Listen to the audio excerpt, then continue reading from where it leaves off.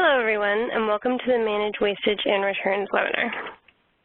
For the agenda today, we will go over some general IRIS updates, then I will go through a demonstration of the Manage Wastage and Returns process. I will walk through generating a show transactions report, and then I will go over a couple common questions at the end of the presentation. First, updates. We are very excited about the updates that will go live in IRIS on August 21st. The first thing you may notice will be the addition of the Manage Wastage and Return selection on the left-hand menu. Another update we are very excited about is the separation of public and private inventory. We know that those providers who manage their private inventory in IRIS as well as their public inventory are starting to get some really long lists, so we separated them so you can manage them separately. On the Show Inventory screen under Public Inventory, there are a couple of changes. First, you may notice the Add Inventory button has been removed. This is because providers will no longer be able to manually modify quantities with a funding source of public, as it says there on the screen. The only kind of manual adjustment that's able to be made is recording anonymous doses, which is vaccine that has been administered to a patient that has opted out of IRIS and has their paperwork. If you have a patient who would like to be opted out of IRIS but does not have the proper paperwork, please have them contact the Idaho immunization program. The Show Inventory screen also has a button to navigate to the Manage Wastage and Returns screen. Changes to the Modify Quantity screen are related to the removal of the Add Inventory button. Here you will be able to record anonymous doses only, as is specified in the explanation portion of the Modify Quantity screen. The final change we're excited to share is an overhaul of the Show Transactions screen. This report generator has been greatly expanded, and we will go into more detail about each of the changes a little later as we walk through how to generate a Show Transactions report. So now to focus on wastage and returns. We talk a lot about accountability in IRIS, and we track what happens to every dose of vaccine, including doses administered and those anonymous doses, transfers, and wasted doses. We talk about it a lot and stress the importance of entering all doses administered, including anonymous doses, the importance of accepting all transfers and orders in a timely manner, and reporting the wastage and return doses from your inventory in order to prevent accountability errors. Other errors in accountability come from selecting the incorrect lot in the EHR or EMR. Hopefully this wastage and return process will help alleviate some of those problems. So as you probably know, any IIP supply vaccine that is deemed non-viable must be reported, and it can be reported in two ways. As wastage, which is any non-viable vaccine that cannot be returned to McKesson, and returns, any non-viable vaccine that can be returned to McKesson. So a common question that we get asked in the IIP is what can be wasted and what can be returned. A quick way to think about this is closed equals returns, opens equals wastage. So if your vaccine has not been opened and it is expired or it's been lost in a temperature incident, that can be returned. If you have an open multi-dose vial, so say you have drawn up 3 doses from your polio vial and it expires, that still needs to be recorded as wastage. So closed equals return, open equals wastage. And no more paper forms.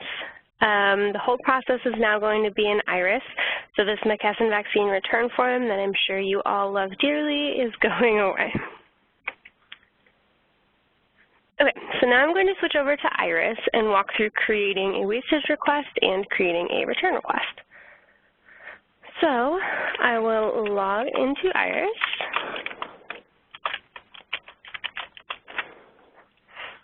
And down on the left-hand side in the inventory section, I'm going to choose Manage Wastage and Returns. This will bring up the Manage Wastage and Returns Funding Source Public screen.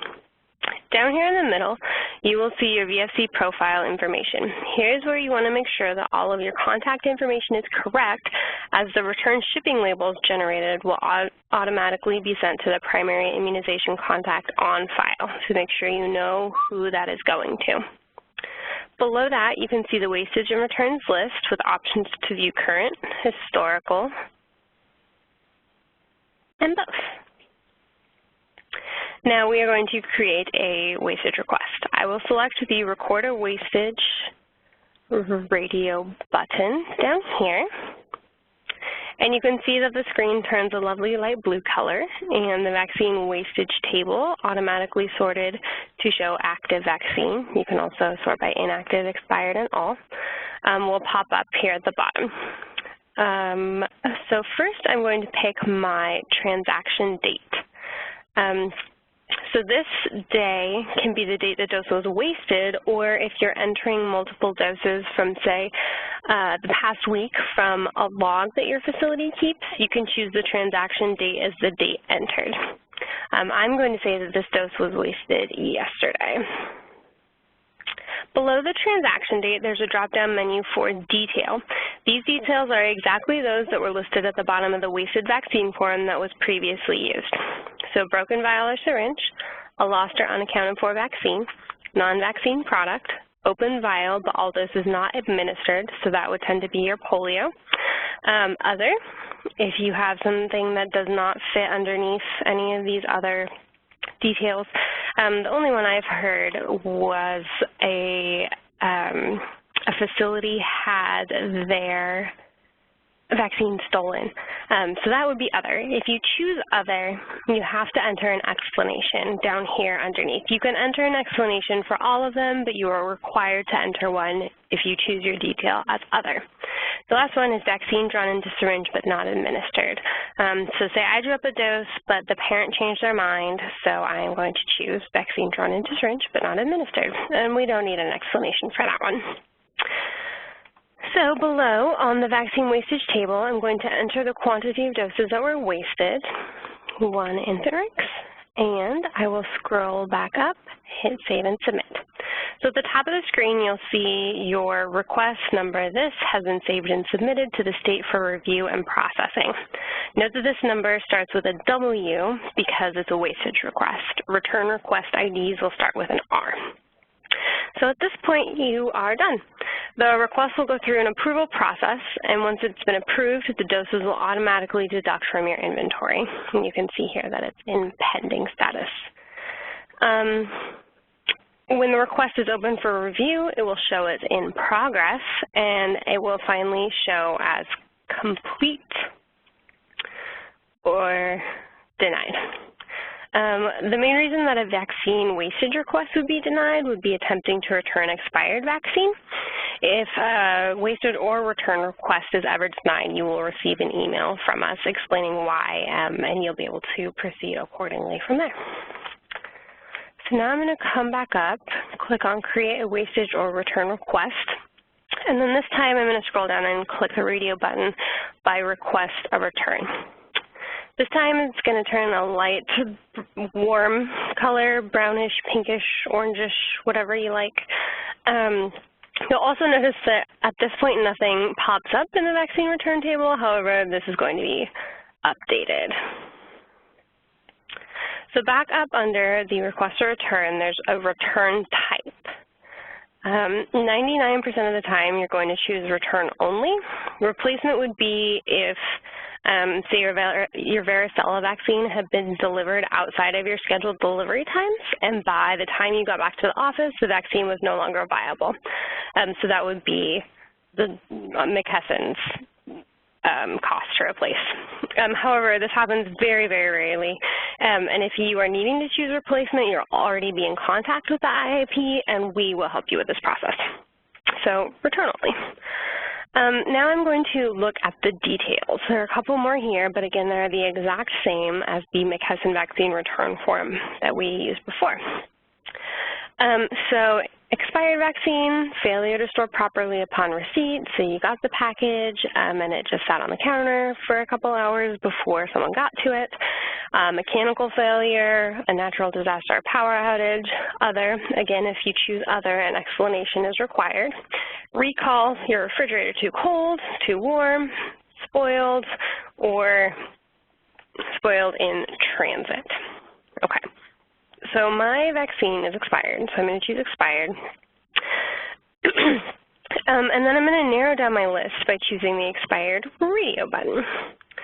So here you can see that I have 10 doses of Rotatak that need to be returned. So I'm going to enter 10 in my quantity to be returned. Then I'm going to scroll back up and hit Save and Submit. At the top of the window, you'll see a very similar message. Your request R, this time, has been saved and submitted to the state for review and processing. Down here, it is pending. I also have one here that says in progress, and this one that's sent to CDC. So the in progress means that it is in the approval process of the IIP. If the request is approved, the status will change to approved. After the request is approved, the status will indicate sent to CDC. The primary vaccine coordinator will receive an automatically generated email with a link to print the shipping label, just like it happens now. So once the email has been received, go ahead and log back into IRIS. Then here on the left-hand side in the inventory section, click on Manage Transfers. On the Manage Transfer screen, in the outbound transfers, you will see your return request. Click on the date in the Create Date column, and the Ship Transfer screen will open. Make sure all of your information here is correct. Make sure you have a VTRAX return ID. If this section's blank, you can't ship the vaccine. Now, before I can even click on Ship, I have to generate a packing list. So go ahead and click on Packing List. This page might open in the same window or in a new window or a new tab, kind of depending on your browser settings. You will need to print this sheet. You can see that it's exactly what I'm going to be putting in my box. I can't put anything more or anything less in there unless I have another packing sheet. So after I print that, put it in the box, I can go back to the previous screen and I can click Ship. So if you are packing the vaccine and you know that the package is going to go out today, you can leave that date as is. However, if you're packing up in the evening and you know the package won't go out until tomorrow, you can pick tomorrow as that date. So once the status is complete, as we can see in our Manage Wastage and Returns over here, this one is complete. IRIS will automatically deduct the return doses from inventory. If we go and take a look at my inventory, you can see that I no longer have any inventory there. So it's pretty nifty. Okay.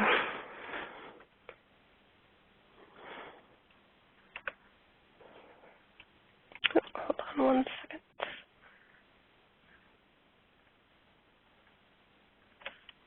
Okay, so now that we know that returned and wasted doses will be automatically deducted from inventory once approved, let's take a look at some other accountability error tips. If you notice that there is a large discrepancy between IRIS and your physical count, or it's been different for more than 45 days, there's likely an accountability error, and some research is going to need to be done to fix that.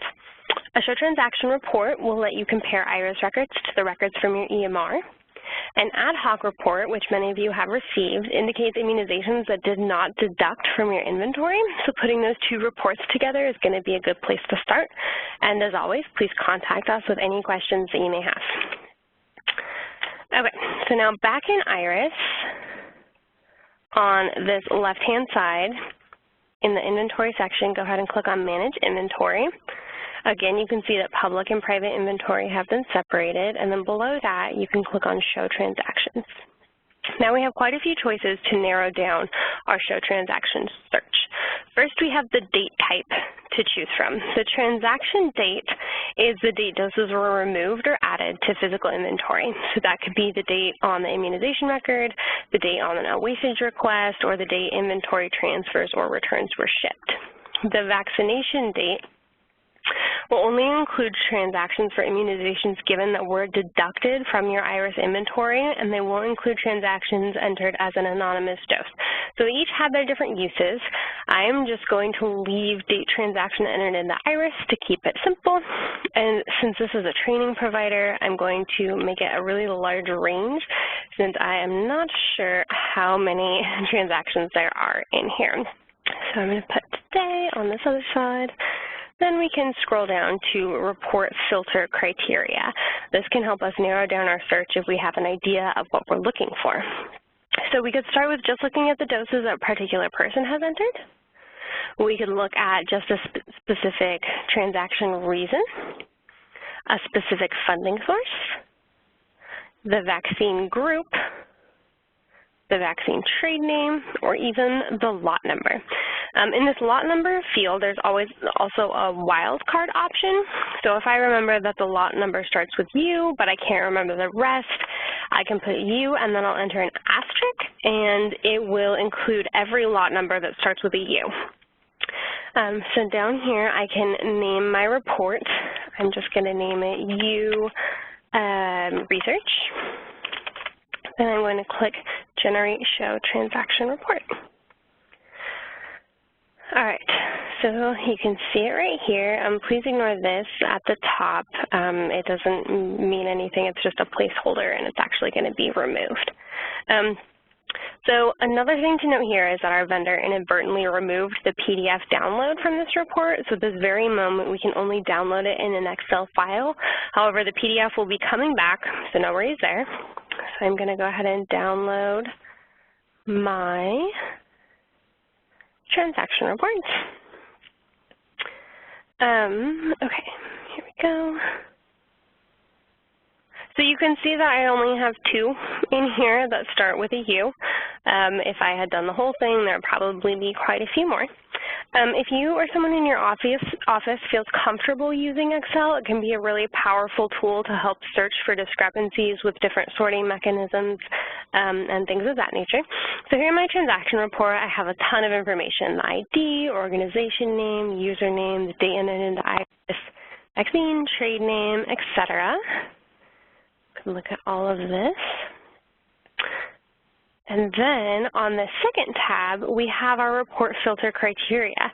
So if you wanted to do the same report for, say, just June and just July and just August, or if you wanted to do it again in a couple of weeks, you can remember all of the report filter criteria that you had entered in before. You can take this report and compare it to your EMR and EHR, and if you have further questions on how to use the report, you can contact the IIP. Back in IRIS, you can see that there are a couple other ones here. These will stay in IRIS for about a week, so if you get busy and get logged out, or if you forget to print it or save it, you can come back for a week and they will still be here. Okay.